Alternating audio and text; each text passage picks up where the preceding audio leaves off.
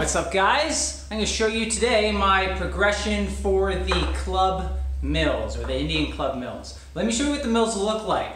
The mills are these guys. You've probably seen these done before, and I do them in my videos from time to time, particularly for warm-up. Notice that there's this sort of roll flippy thing going on. And that's probably going to be the most technical aspect of the mill. But I'm going to show you how to break it down and explain that this technical aspect, the roll, any nuances or fine-tuning that happens with any given movement is largely, or at least partly, a product of familiarity. So practicing it over time and just loosening up and getting familiar with the movement. And that's really how this movement is going to start to look really good. But it starts with practice. So let me show you my progression or my breakdown. So the component model sort of theory of motor learning suggests that if you break down a complex movement into simpler component parts and really hammer and practice those individual component parts until they are basically retained as, quote, muscle memory, which is really just neurological motor patterning over time, then we can more easily combine those movements into a more complex movement. So the mill, obviously complex movement. The way we break it down is I want you to think of we're going to have two positions and then there's one transition. So two positions and then one transition. The transition is this big movement, this sort of sweep or swipe or pendulum movement where we go with a cross, where we start with a crossed arm position and then we sweep up into this sort of high V position. And I really want you to emphasize that high V. When we're doing this transition portion of the movement or the breakdown, we want to make sure that that arm is nice and straight, not sort of whacked out and bent armed and sort of all over the place. Straight arm, elongated, coming up into this nice high V, okay? So that's your transition. We just want to practice this, just back and forth, back and forth, back and forth. Okay? When people screw this up, there's lots of things to screw up on the mill, but I try to look at the individual components. What are people screwing up about the individual components? And then we'll try and fix those, right?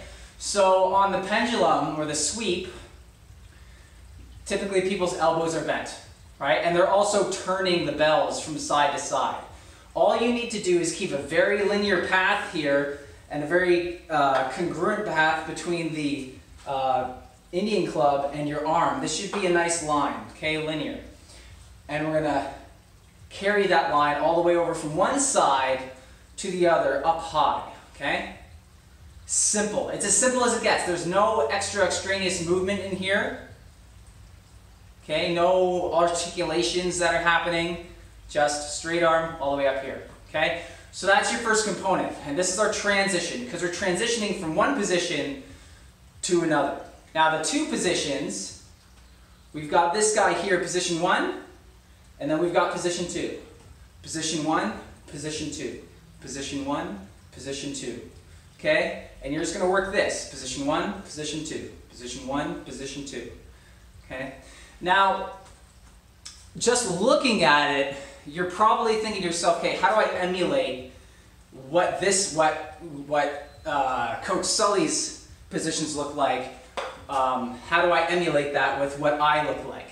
You shouldn't be thinking about what it looks like. We never think about what a movement looks like. We want to think about what the movement feels like, because we want to pay attention to the sensory feedback that we get as we're doing a movement to know whether we're doing it right or not. So if you're doing a deadlift and you feel excessive strain through the trunk with a weight that you shouldn't be feeling that strain through the trunk, then you know that you're not either performing it well or you're not starting in the right position or something's wrong, and you don't have to see a video of yourself doing it to know it's wrong. You know it's wrong. So when we're doing this one, I like to get people to think about, okay, what are the muscles that are actually accomplishing this task? What are the muscles that pull the elbows back?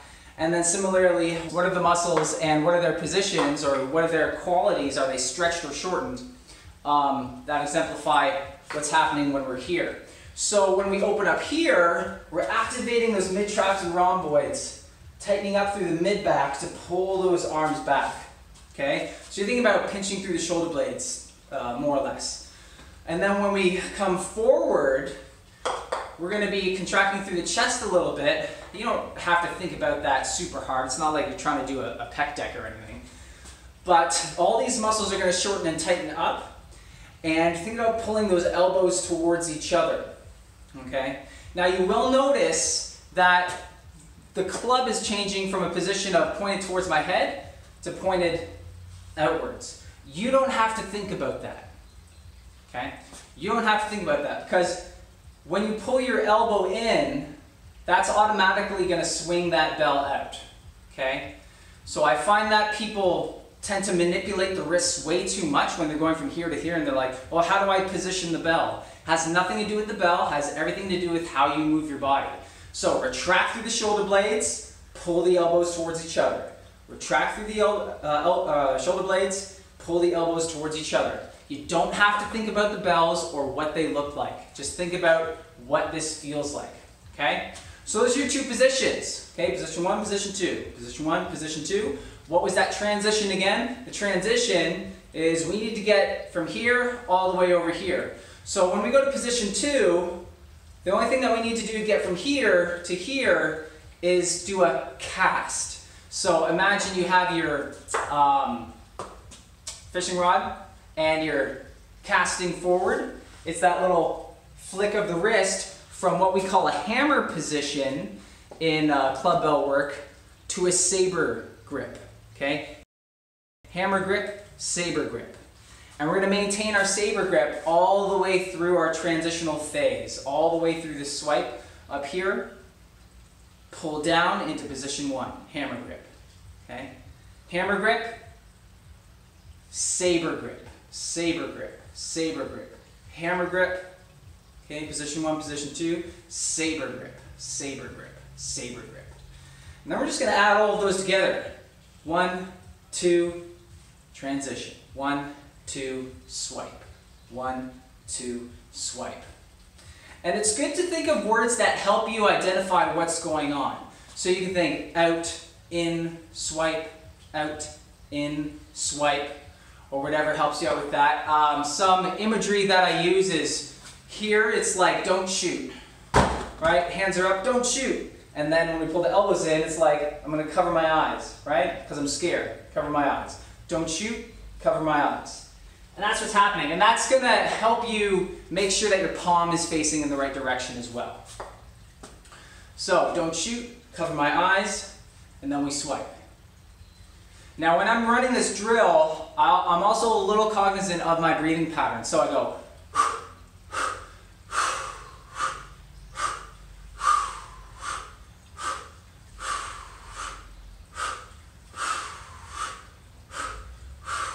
and that just helps me set a nice rhythm to help keep me on track with the movements.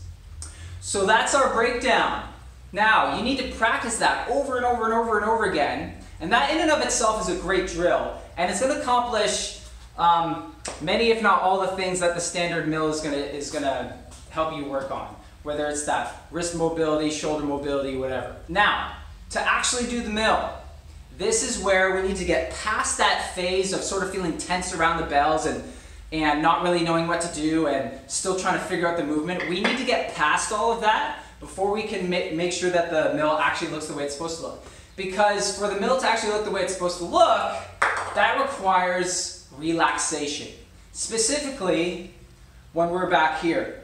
So to get that flip into our transition or into our swipe, all we really do here is relax the grip. So I'm going to open up my hands, okay? So I'm here and I'm going to open up my hand, and that guy's just going to tip over, right? Because this end is heavier than that end. So it's just going to tip over naturally.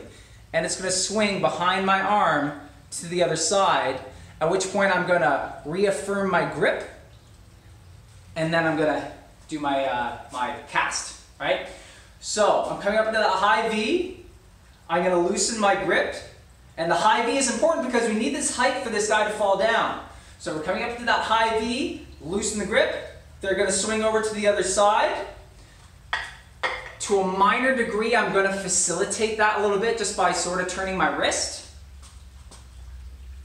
And then I'm going to reaffirm my grip tight as I transition smoothly and continuously into the cast. So up high, loosen the grip, let it pendulum all the way over, and then regrip. So high V, loosen the grip, catch it, and cast. High V, loosen the grip, catch it, and cast. Okay, and when I say catch it, I mean we're catching it with a firm grip after it's swung all the way over to the other side. Okay? And that will be the basis for your mill. And it's as simple as that. And then everything else is pretty well the same. Your transitional phase is exactly the same from our component model as it is when we're actually doing the movement. Okay, high V, they swing over, reaffirm the grip, and we're pulling those elbows towards each other to get into the best position to then do our cast. Because we can't get to here, loosen the grip, catch it, and then try and cast with our elbows and our arms out here. We need to bring those elbows in to center that vertex for our swipe. Okay, so that's our breakdown for the club bell or the Indian club mill, and I hope that helped you guys out. I hope it wasn't too wordy, but as long as you followed along, I'm sure that you'll get that will have helped you. All right, if you have any questions or comments, please leave them in the comment box below. And if you're looking for any other helpful tips or you want to follow any workouts, any kettlebell workouts, club bell workouts, you can find more of our content on or through our Patreon page at www.patreon.com/NanaimoKettlebell. You can become a patron there and follow our content through our Patreon page. We'll catch you next time. All right, cheers. You can call me stupid, listen, you can call me sheep, you can say I